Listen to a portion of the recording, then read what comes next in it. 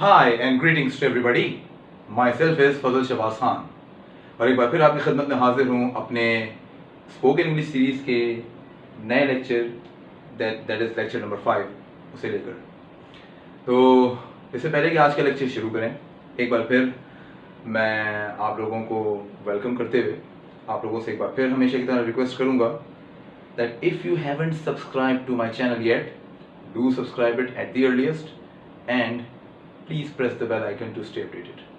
चलिए जी, with all said and done, आइए ज़रा स्टार्ट करते हैं और उम्मीद करता हूँ कि आप इस लेक्चर को फॉलो कर रहे होंगे, इससे बहुत कुछ अच्छा सीख रहे होंगे, क्योंकि ये जाहिर है कि कुछ स्टूडेंट्स की ख़ास डिमांड पर, कुछ लोगों की ख़ास डिमांड पर मैंने ये सीरीज़ तैयार की है।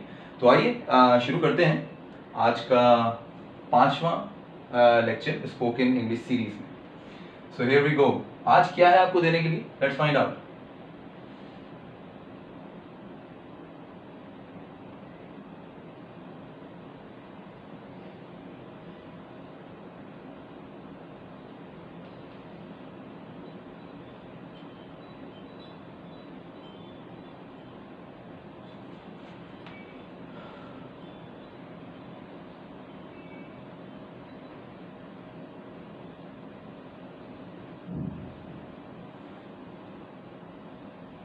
आज का स्ट्रक्चर है फार बी इट फ्रॉम समबडी। क्या है ये? आई मीन कभी सुना, कभी कोई नज़र से कोई ईडियम होकर गुजरा हो, कोई फ्रेज गुजरा हो, नहीं गुजरा कोई बात नहीं, लेकिन ये वो और उन फ्रेजेस में से या उन एक्सप्रेशंस में से, स्पोकन एक्सप्रेशंस में से एक है कि जिनका इस्तेमाल हम अक्सर व बेशतर कर रहे होते हैं, लेकिन हमें इसका आइडिया नहीं होता। जैसे कि लास्ट टाइम बात हो रही थी अपने लेक्चर नंबर 3 के अंदर, अगर आपको याद हो, जिसमें हम बात कर रहे थे लेस्ट समबडी शुड की। तो एक ऐसा स्ट्रक्चर कि जिसका इस्तेमाल हम एक मखसूस मौके पर ही कर रहे होते थे, जब सडनली हमारी ज़बान से कोई जुमला अदा हो जाता था कि खुदा ना करे, अल्लाह ना करे, ऐसा ना हो के ये भी यूज़ किया जा सकता है। तो इस तरह के जुमले हम उसमें बना रहे होते थे।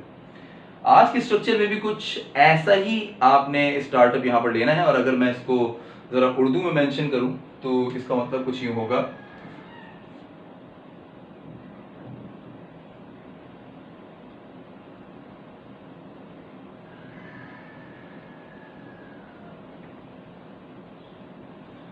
कर ही ना लो, कर ही ना लो। अब देखिए किस तरह के जुमले इसमें आते हैं, जरा आप इत्मीनान से सुनिएगा।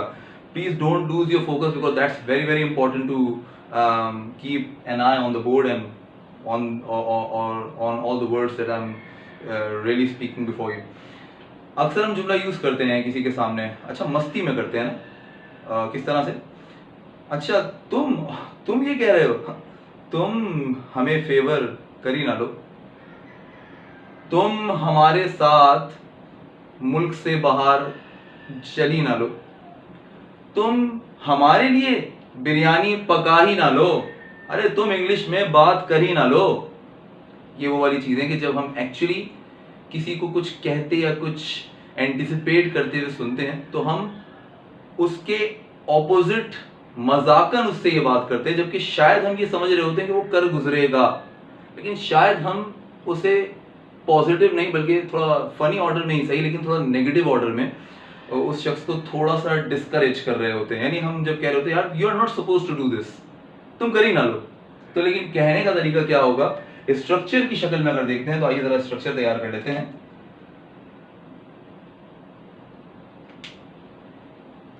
स्ट्रक्चर है, शुरू होगा बिल्कुल इसी तरीके से, फॉर बी it from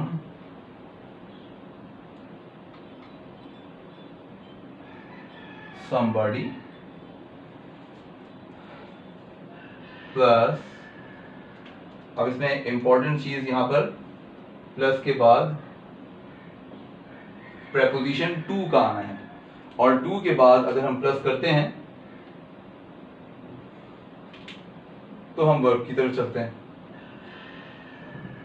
हमेशा की तरह वर्ब के बगैर कोई भी जुमला मुमकिन नहीं, और इस बार हम वर्ब की फर्स्ट फॉर्म का ही यहाँ पर इस्तेमाल करेंगे। अच्छा, वर्चुअली हमारा स्ट्रक्चर यहाँ पर मुकम्मल हो जाता है, लेकिन अगर मैं इसमें थोड़ा सा ऐड करना चाहूँ, इस स्ट्रक्चर को मैं आगे नहीं यहाँ पे ऐड कर रहा हूँ, तो इसमें मजीद प्लस करूंगा,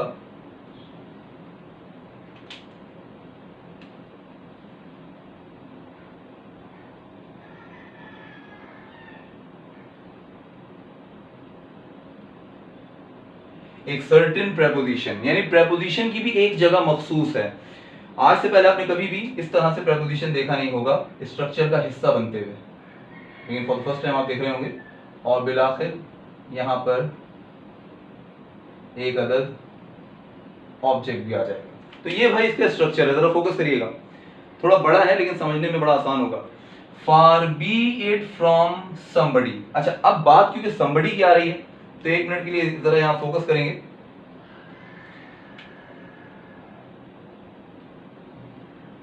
जस्ट लाइक अ स्ट्रक्चर जो हमने पहले पढ़ा, यहां भी समबडी का इस्तेमाल जो किया जा रहा है वो एक सर्टेन ऑब्जेक्ट के लिए ही किया जा रहा है। यानी हम यहां पर समबडी एक ऑब्जेक्ट के इस्तेमाल के लिए यहां पहले ही कर रहे होते हैं, और ये जो दूसरा ऑब्जेक्ट यहां पर आपको दिख रहा है ये एक तरह से ऑप्शनल भी बन जाता है, कभी कभी हम इसे छोड़ भी देते हैं। अब मिसाल के तौर पे एक जुमला लिखता हूं, फिर जुमले के ऊपर रखकर इस चीज को फिल करूंगा। There is a sentence for example,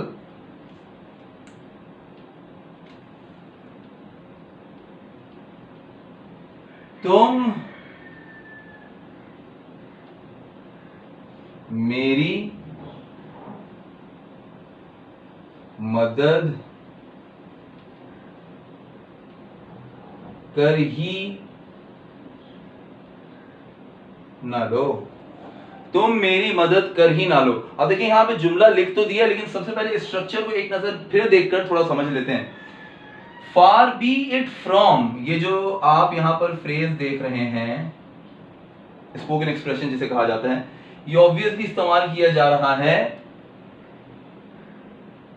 ही ना लो, यानी कर ही ना लो। कर क्योंकि वो वर्ब है, तो वर्ब थोड़ा चेंज हो सकता है, चल ही ना लो, बोल ही ना लो, इस तरह की चीजें इसमें वर्ब के तौर पे रिप्लेसेबल है। लेकिन ही ना लो खास तौर पे, ये जो तीन हिस्से हैं इसके लिए हम फार बी इट फ्रॉम यूज कर रहे होते हैं। और फिर यहां पर जो somebody का इस्तेमाल आप करते हुए या होते हुए देखेंगे, जो कि एक जेन्युइन ऑब्जेक्ट है, वो जाहिर है कि यहां पर शुरू में हमें मिलेगा। ये बड़ी अनोखी चीज है, क्योंकि आज तक हमने अपनी स्पोकन इंग्लिश में या ग्रामर के अंदर एक ही चीज सुनी है कि अगर शुरू में हमारे पास कोई चीज नजर आ जाए तो वो सब्जेक्ट के अलावा कुछ नहीं होता।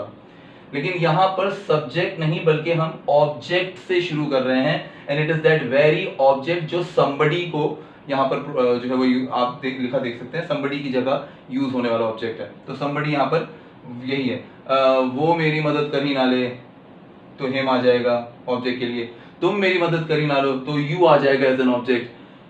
किसी लड़की के लिए वो मेरी मदद कर ही ना ले, तो हर आ जाएगा। अब मिसाल के तौर पे बात कर लेते हैं थोड़ा प्रेपोजिशन की भी। अच्छा, ये क्या मैंने यहाँ पर लिखा है, ये प्रेपोजिशन जिंदगी में पहली बार आप यहाँ पे लिखा हुआ देख रहे होंगे। आखिर इसे यहाँ लिखने का मकसद क्या है? जब हम यहाँ पर एक ऑब्जेक्ट के रहते दूसरा ऑब्जेक्ट यूज कर रहे होते हैं, इन एक्सेप्शनल केसेस खास तौर पे, तो हम उस ऑब्जेक्ट से पहले कोई ना कोई प्रेपोजिशन यूज करते हैं to support that object number 2।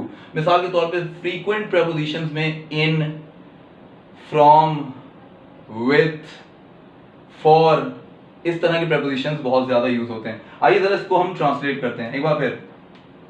सबसे पहले हम ये डमी जो स्ट्रक्चर है, जो डमी वर्ड्स हैं, उनका इस्तेमाल कर लेते हैं और जुमले में आगाज में ही लिख देते हैं फार बी इट फ्रॉम। अब फ्रॉम के बाद हमें यहां पर यूज करना है somebody, जो कि हमारा ऑब्जेक्ट है। तो ऑब्जेक्ट यहां पर हमें शुरू में ही दिख रहा है, तो ऑब्जेक्ट हमारा यहां पे होगा you। Far be it from you. अब यू के बाद ऑब्वियस प्रेपोजिशन हमें यहां पे लिखना है, दैट इज टू, ठीक है ना। अब इस टू के बाद हमें वर्ब की फर्स्ट फॉर्म यूज करनी है। फर्स्ट फॉर्म वर्ब की होगी तो करना। अच्छा, क्या करना? मदद करना। तो क्या हो जाएगा? हेल्प। फर्स्ट फॉर्म ही चाहिए तो सिर्फ हेल्प ही लिखेंगे, कोई फॉर्म चेंज नहीं करेंगे। Far be it from you to help. Help किसे? मेरी। Far be it from you to help me. अब आप यहां चेक करें, ये जुमला इस नौयत का है कि इसमें मुझे एक और ऑब्जेक्ट लगाना पड़ा, लेकिन उससे पहले मुझे प्रेपोजिशन की जरूरत नहीं पड़ी। जब जरूरत नहीं पड़ेगी तो मैं यूज नहीं करूंगा, लेकिन कहीं ना कहीं मैं यूज करूंगा। मिसाल के तौर पे जुमला है, तुम मेरे साथ सिनेमा चल ही ना लो या चले ही ना जाओ, तो जुमला क्या बनेगा? Far be it from you to go cinema. अच्छा, अब देखिए एक और ऑब्जेक्ट आ रहा है, टू गो सिनेमा, ये भी एक्सेप्शनल केस है, to go cinema with us. Depend करता है ना, ऑब्जेक्ट वो टूल है कि जितना आपके हाथ में है, जितना आप चाहें उसका इस्तेमाल कर सकते हैं। लेकिन ये यहां पर मैं दो ऑब्जेक्ट्स की जिनकी मैं बात कर रहा हूं, ये ऑब्वियस है, और दूसरे ऑब्जेक्ट से अक्सर और बेशतर पहले आप प्रेपोजिशन का इस्तेमाल कर रहे होते हैं।